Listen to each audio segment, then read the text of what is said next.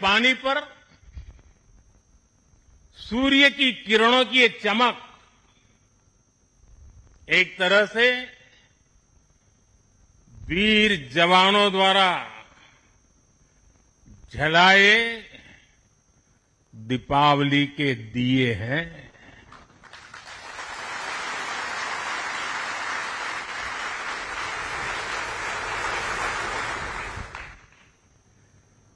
ये हमारी अलौकिक दीपमालाएं हैं।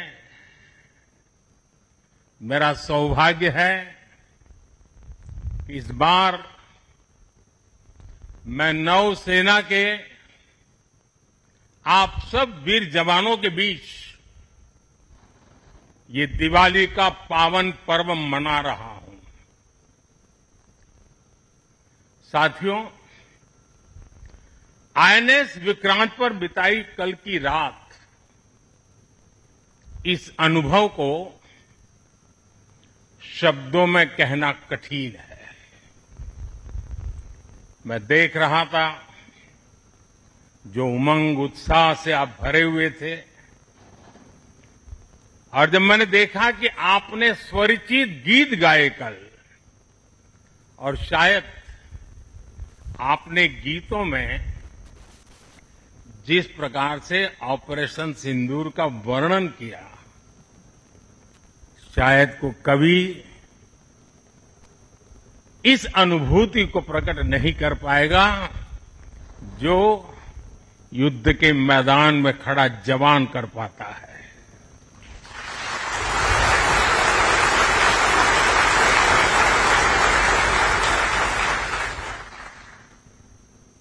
एक तरफ मैं देख रहा था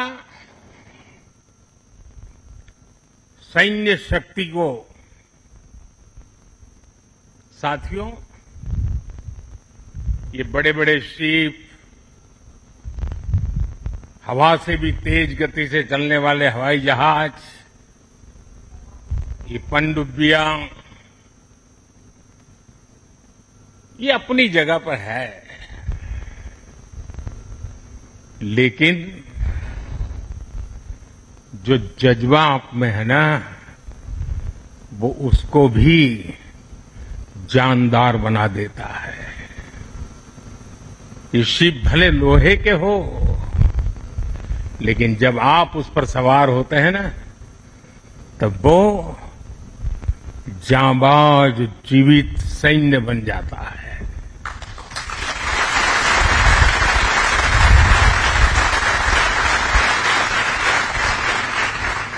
मैं कल से आपके बीच हूं।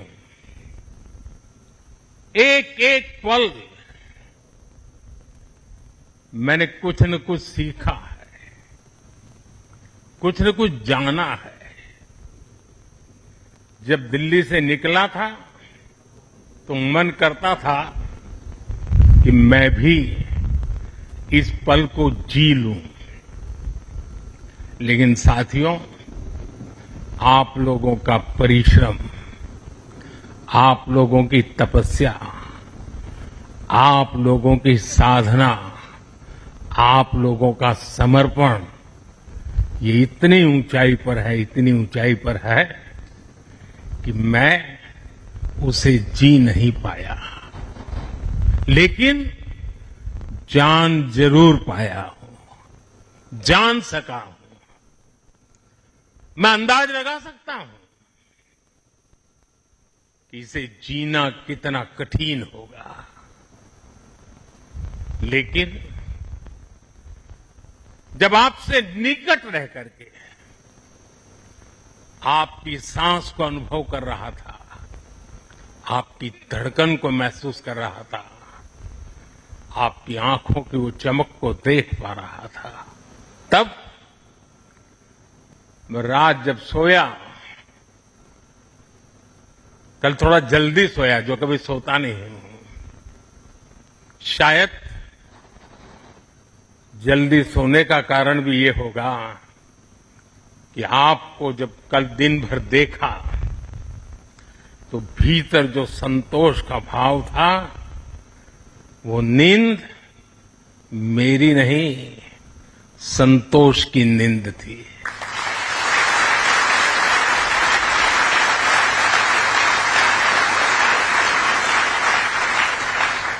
साथियों, समुद्र की गहरी रात और सुबह का सूर्योदय मेरी दिवाली कई मायनों में खास बन गई है और इसलिए आपके बीच फिर एक बार दिवाली की बहुत बहुत शुभकामनाएं। आपको भी शुभकामनाएं और आईएनएस विक्रांत की इस वीर भूमि से कोटि कोटि देशवासियों को भी दीपावली की बहुत बहुत शुभकामनाएं।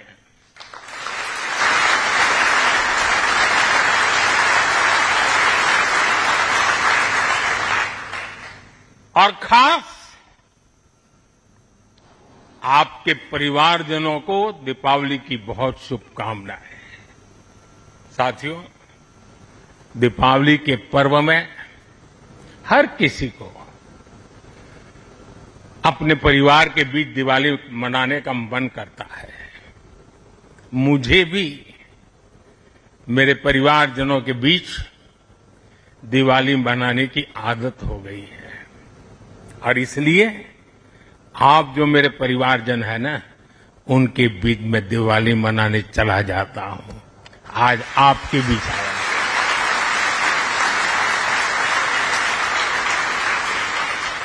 और मैं भी ये दिवाली मेरे परिवारजनों के साथ मना रहा हूं और इसलिए ये दिवाली मेरे लिए खास है।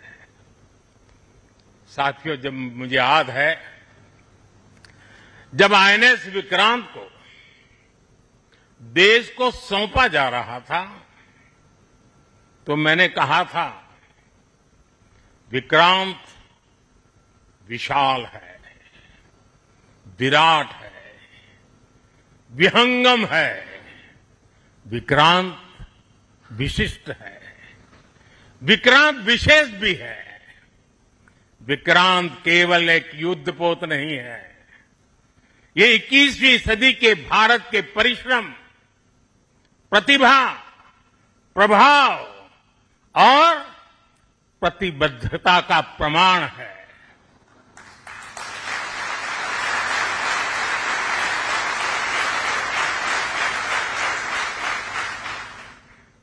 आप सबको याद होगा जिस दिन देश को स्वदेशी आईएनएस विक्रांत मिला था, उसी दिन भारतीय नौसेना ने गुलामी के एक बड़े प्रतीक चिन्ह का त्याग कर दिया था। हमारी नेवी ने छत्रपति शिवाजी महाराज की प्रेरणा से नया ध्वज अपनाया था। छत्रपति शिवाजी महाराज की, छत्रपति शिवाजी महाराज की, छत्रपति शिवाजी महाराज की। साथियों, हमारा आईएनएस विक्रांत आज आत्मनिर्भर भारत और मेड इन इंडिया का बहुत बड़ा प्रतीक है। महासागर को चीरता हुआ स्वदेशी आईएनएस विक्रांत भारत की सैन्य क्षमता का प्रतिबिंब है। अभी कुछ ही महीने पहले हमने देखा है विक्रांत ने अपने नाम से ही पूरे पाकिस्तान की रातों की नींद उड़ा दी थी।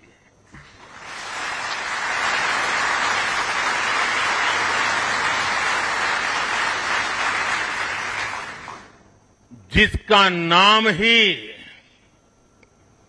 दुश्मन के साहस का अंत कर दे, वो है आईएनएस विक्रांत। वो है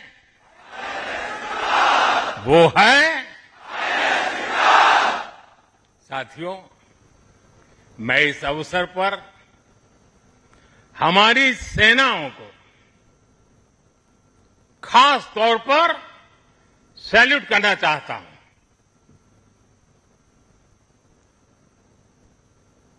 भारतीय नौसेना द्वारा पैदा किए जो भय पैदा किया गया है, भारतीय वायुसेना द्वारा दिखाए गए अद्भुत कौशल ने, भारतीय सेना की जांबाजी ने, तीनों सेनाओं के जबरदस्त समन्वय ने ऑपरेशन सिंदूर में पाकिस्तान को इतनी जल्दी घुटने टेकने पर मजबूर कर दिया था।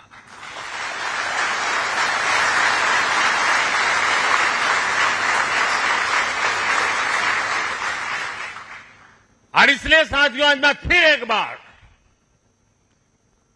आईएनएस विक्रांत की इस पवित्र साधना स्थली से, पराक्रमी स्थली से तीनों सेना के जांबाज जवानों को फिर एक बार सैल्यूट करता हूं। साथियों, जब दुश्मन सामने हो, जब युद्ध की आशंका हो, तब जिसके पास अपने दम पर लड़ाई लड़ने की ताकत हो,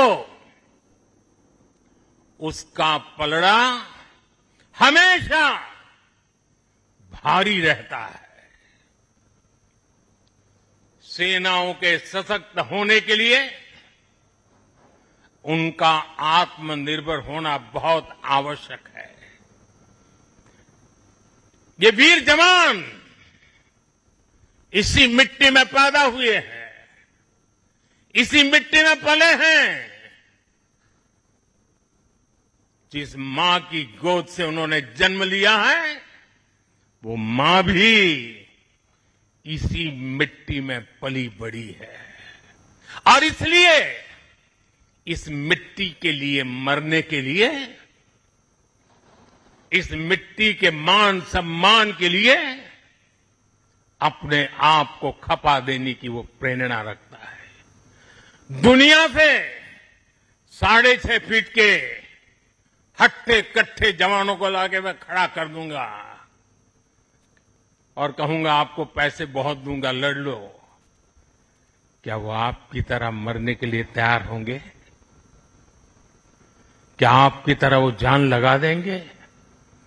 जो ताकत आपका भारतीय होने में है, जो ताकत आपका जीवन भारत की मिट्टी से जिस प्रकार से जुड़ा हुआ है, वैसे ही हमारा हर औजार, हमारा हर शस्त्र, हमारा हर पुर्जा जैसे जैसे भारतीय होता जाएगा, हमारी ताकत को 4 चांद लग जाएंगे।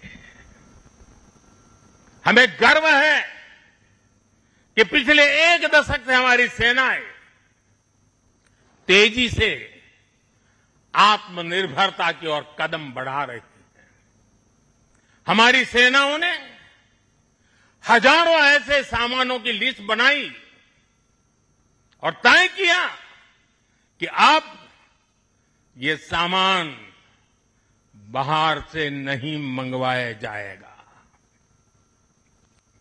नतीजा ये हुआ कि सेना के लिए जरूरी ज्यादातर साजो सामान अब देश में ही तैयार होने लगा है। पिछले 11 वर्षों में हमारा डिफेंस प्रोडक्शन 3 गुना से ज्यादा हो गया है। पिछले साल तक ये रिकॉर्ड 1.5 लाख करोड़ रुपए से अधिक पहुंच गया है। मैं एक और उदाहरण देश को बताना चाहता हूं। 2014 से अब तक भारतीय शिपयार्ड से नौसेना को 40 से ज्यादा स्वदेशी युद्धपोत और पनडुब्बियां मिले हैं।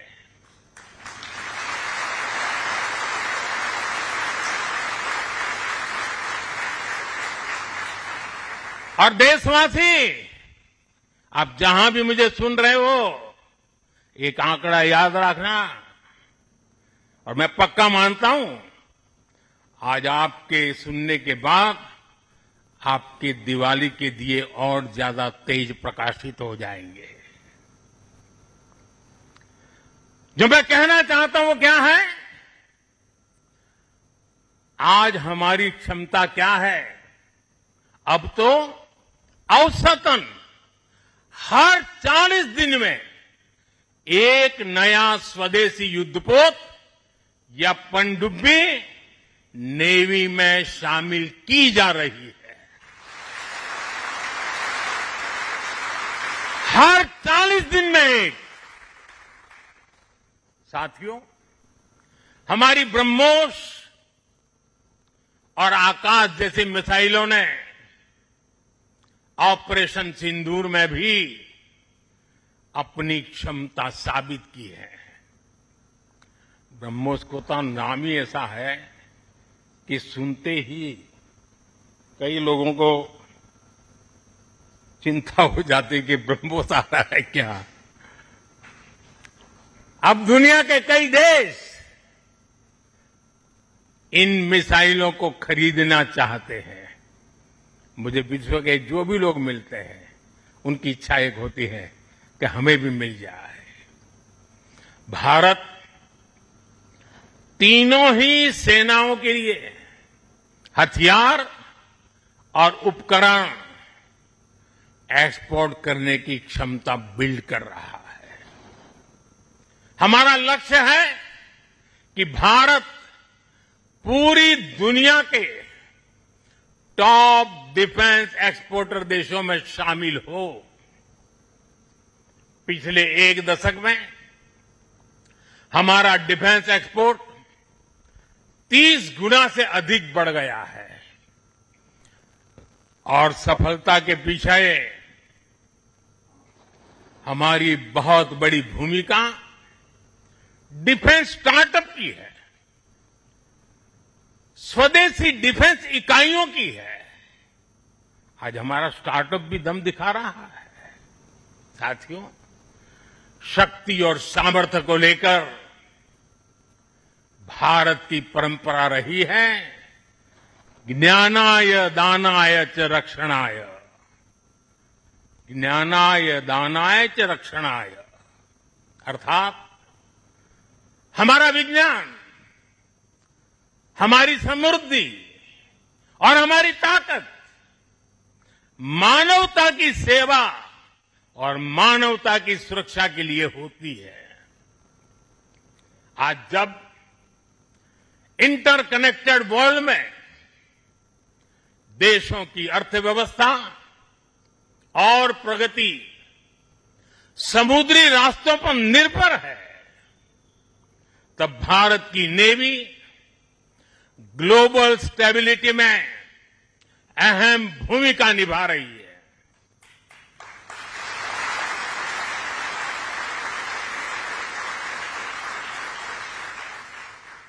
आज दुनिया की 66% ऑयल सप्लाई,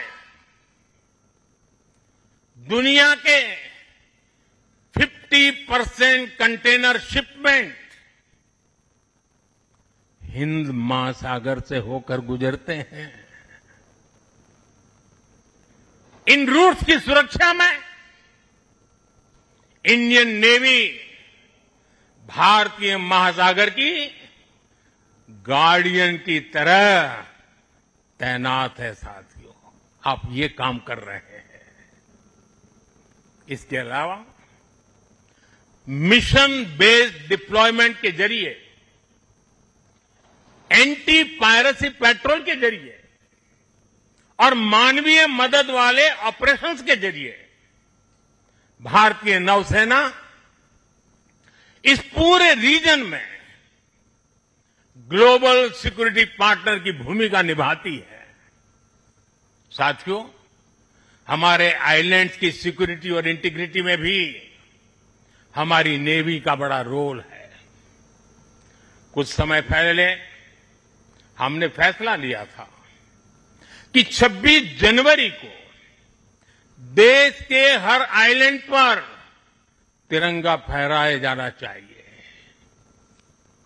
देश के उस संकल्प को हमारी नेवी हर 26 जनवरी को आन बान शान के साथ पूरा करती रहती है।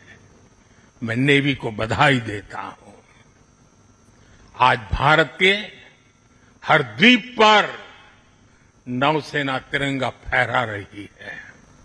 साथियों, आज जब भारत तेजी से आगे बढ़ रहा है तो हम प्रयास कर रहे हैं कि भारत के साथ ग्लोबल साउथ के सभी देश भी तेजी से आगे बढ़े और इसके लिए हम महासागर मैरीटाइम विजन उस पर हम तेज गति से काम कर रहे हैं। हम कई देशों के विकास में उनके पार्टनर बन रहे हैं और साथ ही अगर जरूरत पड़ती है तो हम धरती के किसी भी कोने में मानवीय मदद के लिए भी मौजूद रहते हैं। अफ्रीका से लेकर साउथ ईस्ट एशिया तक आपदा के समय, विपत्ति के समय दुनिया भारत को विश्व बंधु के रूप में देखती है। 2014 में हमारे पड़ोसी देश मालदीव में पानी का संकट आया। हमने ऑपरेशन नीर चलाया। हमारी नेवी स्वच्छ पानी लेकर मालदीव पहुंची। 2017 में श्रीलंका में बाढ़ की विभीषिका आई। भारत ने सबसे पहले मदद का हाथ लंबाया।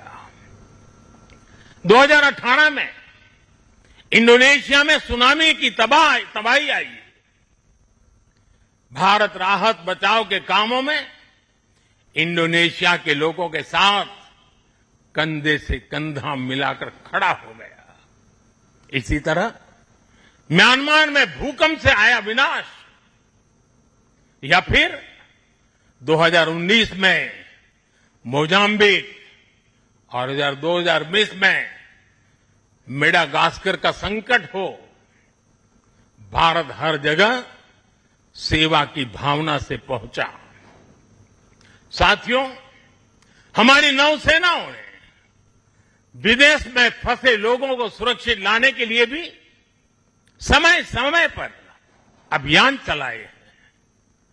यमन से लेकर सूडान तक जहां जहां जरूरत पड़ी, आपके शौर्य और साहस ने दुनिया भर में रह रहे भारतीयों के भरोसे को बहुत मजबूत किया है।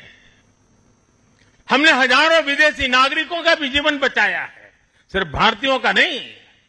उस देश में फंसे हुए कई देश के नागरिकों को भी हम बचा करके निकाल करके लाए, उनके घर तक पहुंचाया है। साथियों, हमारे सैन्य बलों ने जल, थल, नभ हर मोर्चे पर और हर परिस्थिति में देश की सेवा की है, समर्पण भाव से सेवा की है, पूरी संवेदनशीलता के साथ सेवा की है। समंदर में हमारी नेवी देश की समुद्री सीमाओं और व्यापारिक हितों की सुरक्षा के लिए तैनात रहती है। आकाश में हमारी एयरफोर्स भारत की सुरक्षा के लिए प्रतिबद्ध रहती है और जमीन पर तपते रेगिस्तान से लेकर ग्लेशियर तक हमारी सेना, हमारे बीएसएफ के जवान, हमारे आईटीबीपी के जवान सब मिलकर के चट्टान की तरह खड़े रहते हैं। इसी तरह अलग अलग मोर्चों पर SSB, Assam rifles, CRPF, CISF और इंटेलिजेंस एजेंसीज के जवान भी सीमलेसली एक यूनिट के रूप में हर जवान मां भारती की सेवा में डटा रहता है। मैं आज भारतीय तटरक्षक इंडियन कोस्ट गार्ड की भी सराहना करूंगा। वो जिस तरह नेवी के साथ समन्वय बनाकर हमारी कोस्टलाइन सिक्योरिटी में दिन रात तैनात रहते हैं, उनका योगदान राष्ट्र रक्षा की इस महायज्ञ में बहुत ज्यादा है। साथियों, हमारे सुरक्षा बलों के पराक्रम और हमारे सुरक्षा बलों के साहस के कारण ही बीते वर्षों में देश ने एक और बड़ी उपलब्धि हासिल की है। ये उपलब्धि है माओवादी आतंक का खात्मा। आज देश नक्सली माओवादी आतंक से मुक्ति के कगार पर है। मुक्ति दस्तक दे रही है दोस्तों।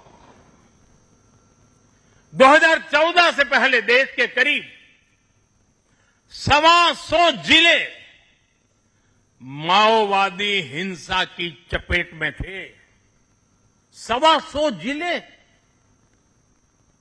और वो 125 जिले पिछले 10 साल की मेहनत के कारण ये संख्या घटती गई और अब 125 से घट करके सिर्फ 11 रह गई है। 11।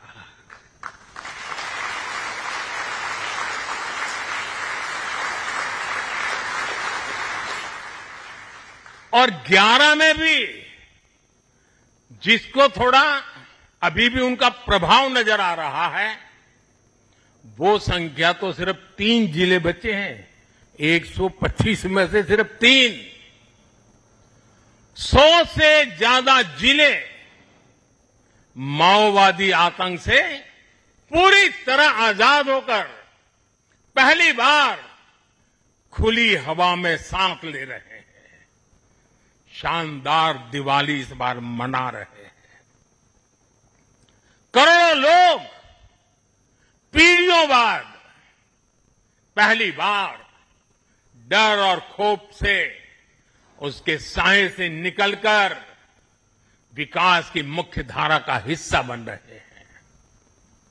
जिन इलाकों में माओवादी नक्सली सड़कें नहीं बनने देते थे, स्कूल नहीं खुलने देते थे, अस्पताल नहीं बनने देते थे, बने बनाए चल रहे स्कूलों को बम से उड़ा दिए जाते थे, अस्पतालों को, डॉक्टरों को गोलियों से भून दिया जाता था, मोबाइल टावर नहीं लगने देते थे, वहां अब हाईवेज बन रहे हैं, नए उद्योग ले रहे हैं, स्कूल और अस्पताल वहां के बच्चों का भविष्य गढ़ रहे हैं।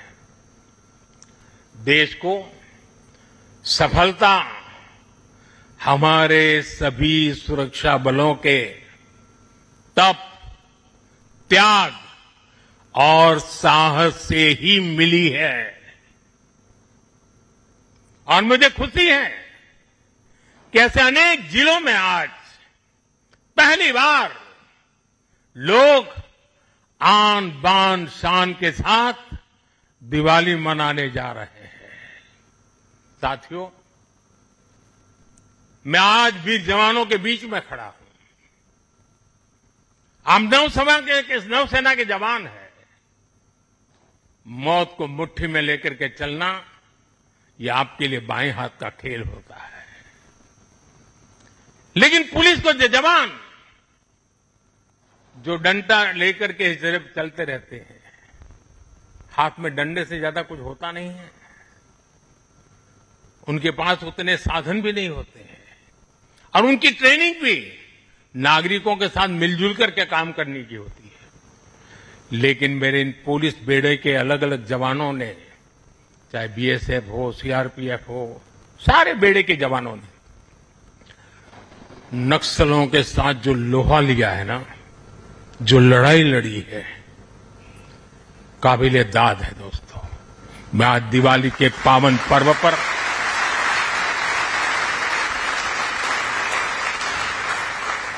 मेरे पुलिस बेड़े के इन जवानों को लाख लाख बधाई देता हूं। मैं ऐसे जवानों को जानता हूं जिनके पास अब पैर नहीं है, लेकिन जज्बा वैसा ही है। किसी का हाथ कटा हुआ है, किसी के लिए व्हील चेयर से उतरना मुश्किल हो गया है। मैं ऐसे अनेक परिवारों को जानता हूं जिन्होंने माओवाद नक्सलियों ने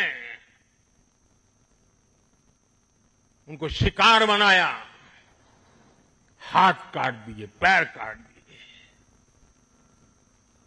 गांव में जीना मुश्किल कर दिया।